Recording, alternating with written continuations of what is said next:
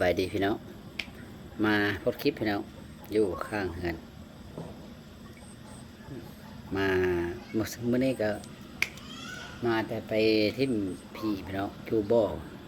เนาะหากมาแล้วก็ไปซีดหญ้าเข้าพี่น้องเอายาไปซีดซื้อยามาแต่น้ำออนไลน์ซีดเข้าซีดแล้วละ5 วัน7 วันพี่น้องจังสิไปเบิ้ง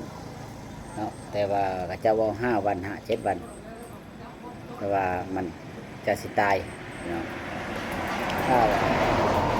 นอน5 วัน7 วันแล้วมันก็ตายพี่น้องเนาะจังซั่นมื้อนี้ก็มาโอกาสดีๆพี่น้องมาให้คลิปเกี่ยวแก่กับซีดเข้าให้เบิ้งพี่น้องโพสต์คู่กันไปพี่น้องแล้วก็มีอาหารเสริมแล้วก็มีบ่อนซีดเข้าเนาะพี่น้องเนาะแต่ว่าปุ๋ยซีดยาซีดเข้าในบ่เป็นบริษัทของไลมอบ่แม่นบริษัททั่วไปเนาะว่ายาซีดเข้าคือเดี๋ยวใดสั่งมานำออนไลน์พี่น้องเนาะบริษัทนั้นบ่มียาซีดเข้ามีแต่ปุ๋ยซีดพี่น้องเนาะเข้าป่างามพอสมควรเลยพี่น้องปีนี้งามเด้อแต่สิเป็นอะไรก็ท่าลุ้นพี่น้องเนาะเอามื้อนี้ก็ถ้าพี่น้องเห็นคลิปเป๊ะเองพี่น้องซีดนะเป๊ะเองแต่ว่ามันก็บ่ได้หลายเนาะมัน5 ตุ๊กเนาะถุงนึงมันสิมี5 ตุ๊กแล้วมันจ้างกระเทินเนาะมันจ้างกับตุ๊กนึง4 ลิตรเลยต่อ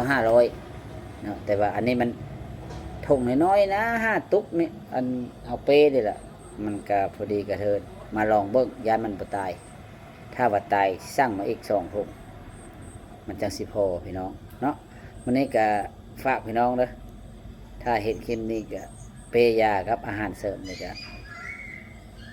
กดไลค์กดแชร์ไปเนี่ยพี่น้องเนาะวันนี้ก็ลาพี่น้องไปก่อนพี่น้องเจอกันคลิปหน้าสบายดีพี่น้อง